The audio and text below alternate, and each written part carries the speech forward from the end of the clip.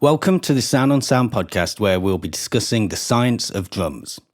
My name is Professor Rob Toulson. I've studied the science of popular drums for over 20 years. I'm going to discuss some of the scientific theory on drums in a more user-friendly way, so that it can be useful to all musicians and studio engineers, and of course to drummers too. So drums are often considered to be quite a simplistic musical instrument. They're often regarded as being non-musical or without pitch. And it's fair to say very little detailed scientific research has been conducted on acoustics of popular drums, compared to the piano, for example, or guitar or violin, which have had considerable amounts of research conducted. But actually, in reality, drums are one of the most complex and mysterious musical instruments from an acoustics perspective. And most drummers will tell you and agree that they are exceptionally difficult to tune and exceptionally difficult to optimize the sound of. Nowadays, it's well regarded that drums can be as musical as any other instrument. So in this podcast, we'll discuss how drums create sound and how to manipulate the sound characteristics of drums so that you can get a creative edge to drum performances and recordings.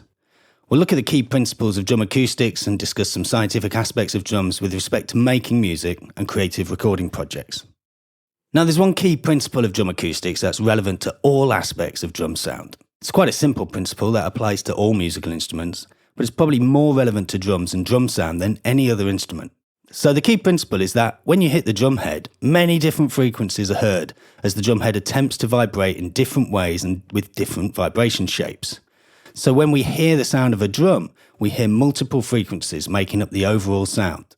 If you could put a strobe light on a drum at these different frequencies, you would see that each has a different vibration shape associated with it. We call these frequencies and vibration shapes vibration modes, and depending on where you hit the drum, some modes and frequencies resonate stronger and louder than others. So many different frequencies are excited when we hit a drum head, and two of these frequencies are hugely significant in the drum sound that we hear. It's really easy to hear the difference in these two frequencies, even if we can't see the drum head vibration shapes themselves that they are associated with. So what are they? When hitting the drum in the middle, we mostly excite what we call the fundamental frequency of the drum, and it sounds like a boom. Let's hear it. Now if we move the drumstick over to the edge of the drum and hit the drum there, we excite what's called the first overtone frequency of the drum, and it sounds more like a ping. Okay, let's hear those two together, first at the centre and then at the edge.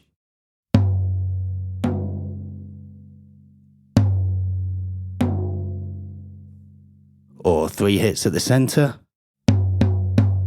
3 hits at the edge.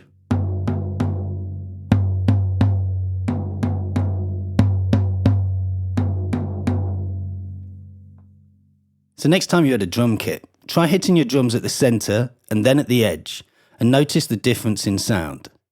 The same principle of vibration modes applies to many instruments, especially stringed instruments. So we can excite different vibration modes on a guitar, for example. If I strum the guitar near the centre of the strings, near the sound hole, we excite much more of the fundamental frequencies of the strings. Let's hear that.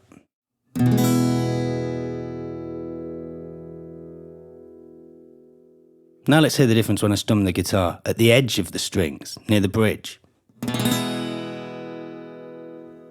Let's just hear those together, centre, then at the edge of the strings.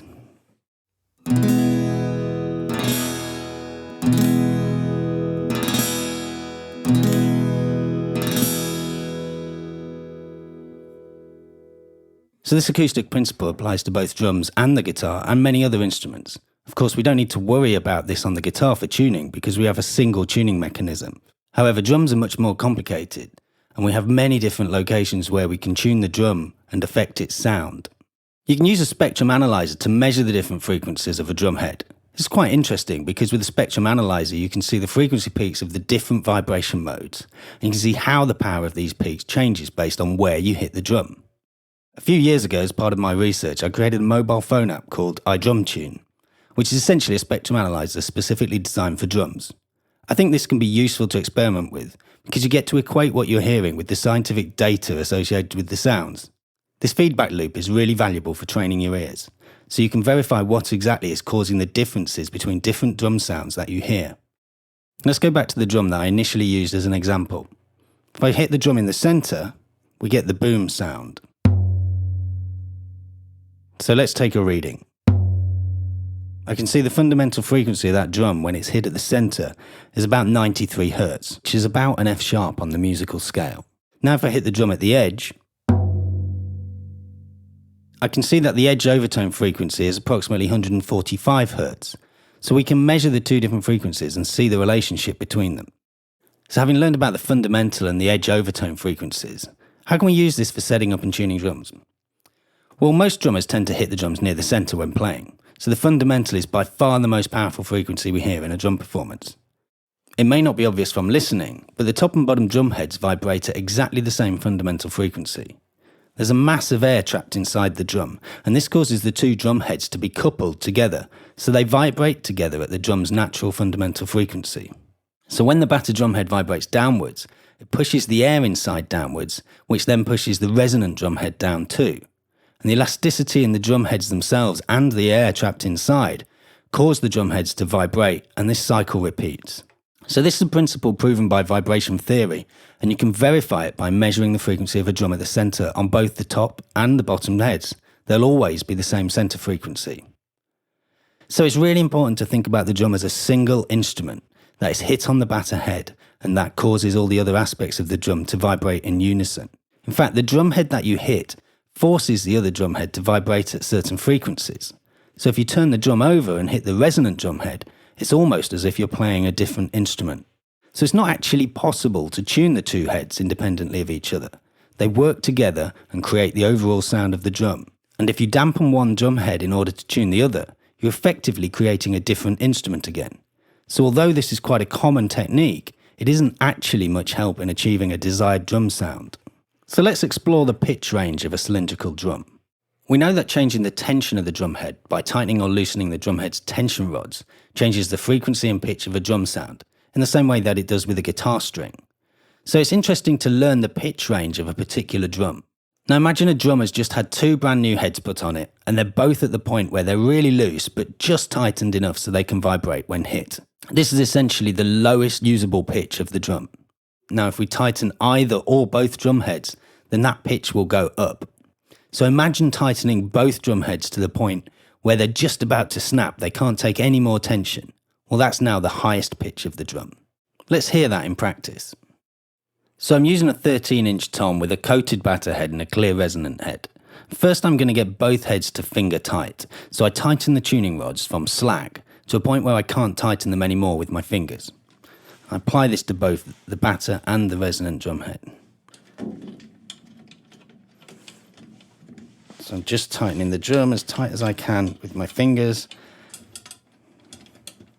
And that helps me to be confident that the drum has had the same amount of tension applied to each tension rod.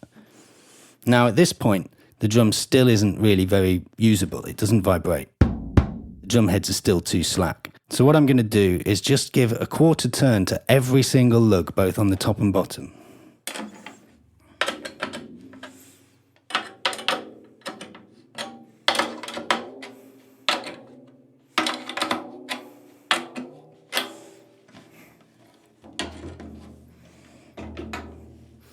Okay, the drum head now vibrates, so I can take a reading with my spectrum analyzer,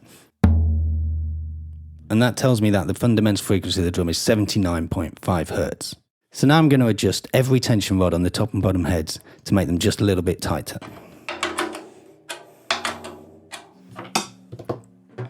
So having applied roughly the same amount of tension to each tuning rod, I can see that the drum's pitch has gone up, and let's take a reading of that. So the drum's pitch has now gone up a large amount. It's now at 117 Hz. Let's do that again and see if we can go much higher.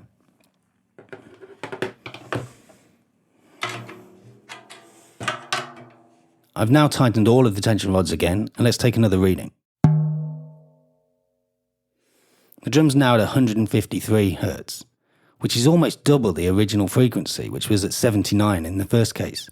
So we've seen that this drum has a usable frequency range of about an octave, which is a huge amount.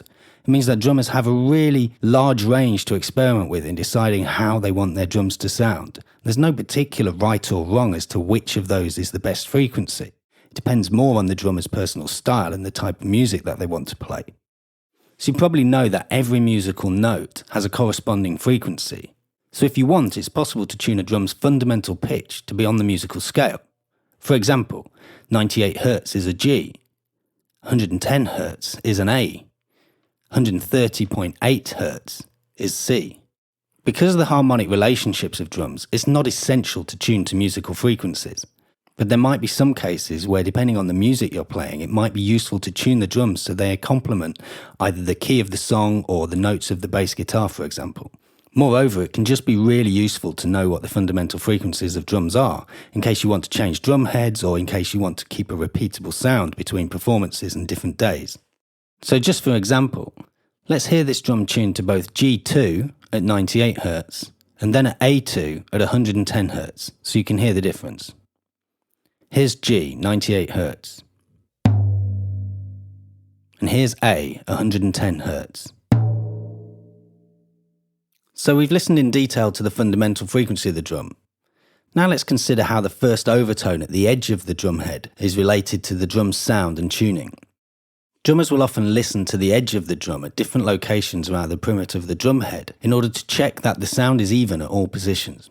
This is often referred to lug tuning or equalising the drum head or clearing the drum head. Now, why do they do that? Well, imagine that the drum head is actually an infinite number of strings connected across the drum head through the centre and between opposite sides of the rim. So take a drum with 8 lugs and there'll be 4 opposite pairs between the tension rods. Now, despite the drum head being a single object, it's very possible for one set of opposite pairs to be tighter or looser than another. And for instance, if we look down on the drum head, you can probably imagine that the north to south plane could be tighter than the east to west plane. In this case, the drum head won't vibrate evenly. What will happen is the drum head will attempt to vibrate at 2 very slightly different frequencies in 2 different directions. So what does that sound like? Well, if all the pairs across the drum head are tuned identically, then the drum head gives off a single smooth overtone and the drum sound has a decay that is clear and consistent. But an uneven tuning causes what we call frequency beating. Now this occurs when 2 similar but not exact frequencies are present at the same time. Frequency beating is also called amplitude modulation, and it can be heard in an uneven drum, particularly in the decay of the drum sound. What we hear is the drum decay modulating louder and quieter at a beat frequency related to the 2 uneven vibration profiles. So let's have a listen to some smooth and modulating drum sounds. Here's a smooth drum sound. And here's a modulating decay from an unevenly tuned drum.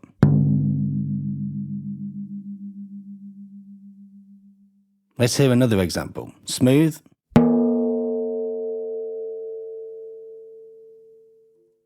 Modulating.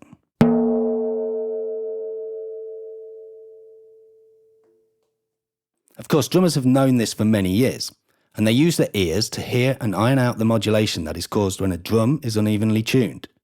But it can sometimes be very difficult to hear, and because of all the other frequencies that are present on a drum head, our ears can easily be fooled by what they are hearing. This makes it particularly hard to tune drums, and it's why many drummers take years to understand and learn how to tune drums effectively. Let's turn our attention now to the mysterious resonant drum head. It's not even that obvious why drums generally have 2 drum heads.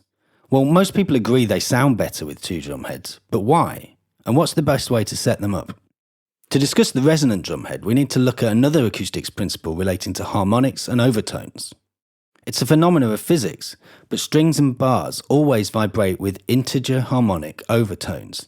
Now what that means is that if the fundamental pitch of a bar or a string is tuned to, let's say, A at 110 Hz, we get perfect integer harmonics at multiples of that frequency. So we'll get harmonics not only at the fundamental of 110, but also at double that frequency, 220, 3 times that frequency, 330, 4 times that frequency, 440. And these harmonics create sound characteristics that we like to hear in music. Now drum heads, or circular membranes as we call them in acoustics, do not vibrate with harmonic overtones. They don't vibrate at perfect integers. So if the drum head is tuned to 110 Hz, it won't have those beautiful sounding harmonics at 220, 330 and 440. Instead, drum heads vibrate with overtones that are not at harmonic intervals. However, if we put a second drum head on the drum, we can start to manipulate the relationship of frequencies and tune the drum so that some of the frequencies, particularly the most powerful ones, do fall into musically related values. As a result, two-headed drums can be tuned to resonate with a much more musical tone than single-headed drums, and that gives the drums a more interesting, warm, controlled, and musical sound. The relationship between the fundamental and the overtone of the batter head can therefore be manipulated by tuning the resonant drum head. The relationship between the fundamental and overtone of a drum can even be manipulated to be a specific musical interval, and this sounds rich and interesting when both are excited. We can call the relationship between the fundamental and the overtone the resonant tuning factor, or RTF for short. So if a drum has a fundamental frequency of 100 Hz and an edge overtone of 150 Hz, then the RTF of the drum is 1.5. 1.5 is quite a good number actually, because it represents a musical fifth and a half harmonic. It's another acoustics phenomena that if we hear two frequencies of 1.5 times apart, our brain interprets these as being harmonically related and perceives a phantom harmonic at half the fundamental, in the case of this example at 50 Hz. So although the frequencies that are actually present are 100 and 150, our brain assumes there should have been a 50 Hz subharmonic too. And this can make things sound a little bit more bassy and a little bit more powerful than they actually are. It's a trick of our ears, but it works and it makes things sound powerful and exciting.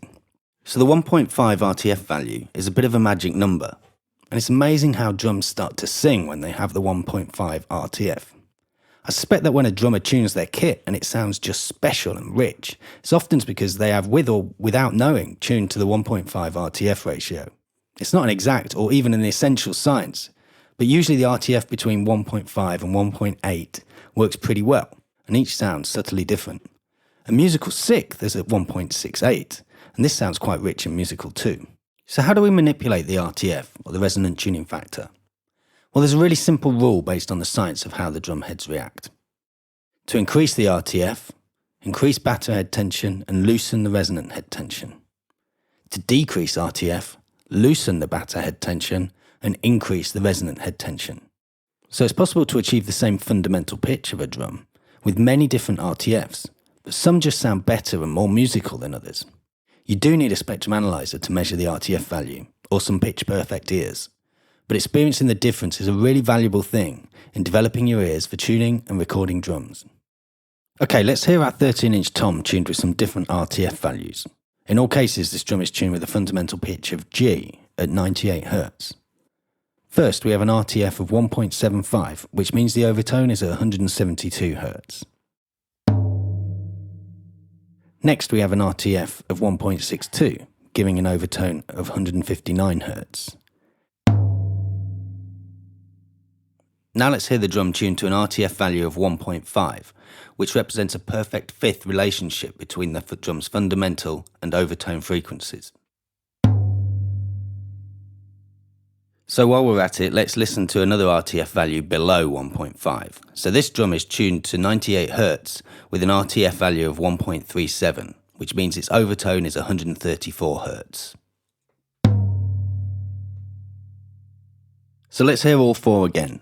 The first drum has an RTF of 1.75, second has an RTF of 1.62, the third has an RTF of 1.5, and the fourth has an RTF of 1.37. All drums are tuned to the same fundamental frequency of 98 Hz.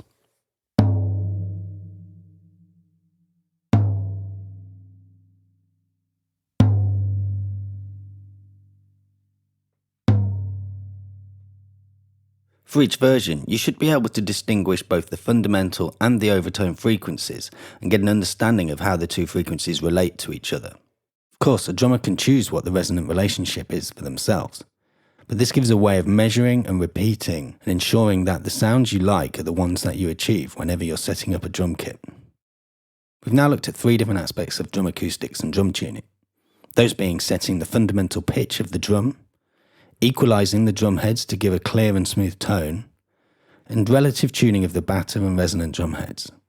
There's one more thing to consider, and that's controlling the decay and damping of the drum head itself. Many drum heads have advanced damping and sustain control systems built into their construction. This means that if you have the right drum heads on your kit, you really should have no need to use any additional forms of damping added to the drum heads. But sometimes you just don't have the opportunity to change drum heads in order to resolve a decay issue. For example, maybe you're playing for a different band as a one-off favour, or playing a venue's house kit which is not to your taste, Maybe the venue has a big boomy space that causes your drums to ring out more than they normally would. Maybe you can't afford new drum heads, or you just don't have time to change the new drum heads at a particular moment. And there are no rules here. Maybe you just prefer the sound of heavily damped drum heads. A longer note allows the human ear more time to better identify with the pitch and musicality of the sound. This can sound just right for jazz and musical styles which want to carry a very clear musical pitch of the percussion performance, or for slow tempo ballads with emotive drum fills around the toms. However, long decay profiles can cause problems for drum sound, and is something which many drummers, drum makers and drumhead manufacturers have long battled with. If the drum decay is too slow in comparison to the tempo of the song, it can bleed into adjacent notes, causing the drums to sound cluttered and less precise. Furthermore, if a long decay sound is not perfectly in key with the song, musical clashes can be heard between the drums and other instruments in the performance. So we've seen already that drums give off multiple frequencies when they're hit, but not always those frequencies decay at the same rate. And if a drum's frequencies decay at different rates, then the character of the drum sound changes as it decays. Sometimes this is an issue because for some drums and drum heads the fundamental decays quite quickly, whereas the edge overtone rings out for much longer. The result is a sound that loses its deep tone quite quickly, leaving a rather thin and high frequency ring that appears less powerful and with less of a full sound character. But if there's no time to change drum heads, using O-rings or damper gel applied evenly around the edge of the drum head can help tame these overtones. Let's take a listen to a drum with two different types of drum head. One has dampers built into the drum head, the other is a clear drum head. Both drums are tuned to the same fundamental and with the same RTF. Here's the damped drum head first. And here's the clear drum head. We can hear that the clear drum head rings out with overtones for much longer than the damped drum head, as expected. Now let's add different amounts of damping to the clear drum head. First we'll apply some damper gel at 4 points around the edge, looking down on the drum in the north, south, east and west positions. If using damper gel, it can be valuable to place this at even locations around the drum head, so that we maintain an even vibration of the drum head itself. So let's hear the clear drum head with 4 pieces of damper gel applied. Now let's add some more damper gel. Again, 4 more pieces in between the 4 that are already there. So now we have 8 pieces of damper gel on the ring. Let's hear that. Now let's compare the sounds. First we hear the undamped drum. Now with 4 pieces applied. Now with 8 pieces applied. And let's compare that to the drum head that had dampers built in too. So the differences are quite subtle, but what we can hear is that the decay of the clear drum head tends to allow the overtone to ring out a bit longer than the damped drum head. And we find that as we apply damping gel to the edge of the drum head, we start to constrain and choke those overtone frequencies, to the point where it starts to sound unnatural. But of course, every drummer has their own preference on this. So now we've discussed 4 different aspects of drum sound, and 4 different techniques for changing the sound of a single drum. We've talked about tuning the fundamental pitch of the drum, equalizing the drum heads, tuning the resonant drum head, and controlling the decay and damping of the drum head. Of course, there are many more things we can do with drums, in choosing drum heads, choosing the shell types, the different hardware, and indeed tuning drums relative to each other in the drum kit. But this podcast should have given you a number of things to listen out for and control and manipulate next time you're playing or recording drums.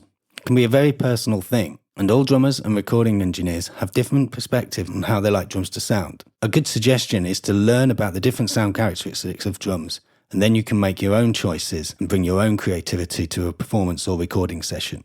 I'll be presenting some more podcasts relating to drum science, particularly with reference to optimizing the full sound of a drum kit and the science of drum sound as it applies in a recording studio space. So do check those out too when they become available. If you want to read up on these concepts, you can also visit my website, drumacoustics.com, where there are a number of pictures, diagrams and charts to help explain the concepts that I've discussed. I'm Professor Rob Toulson, and this has been an RT60 Ltd podcast production for Sound on Sound. Thank you for listening, and be sure to check out the show notes page for this episode, where you'll find further information along with web links and details of all the other episodes. And just before you go, let me point you to the soundonsound.com/podcasts website page, where you can explore what's playing on our other channels.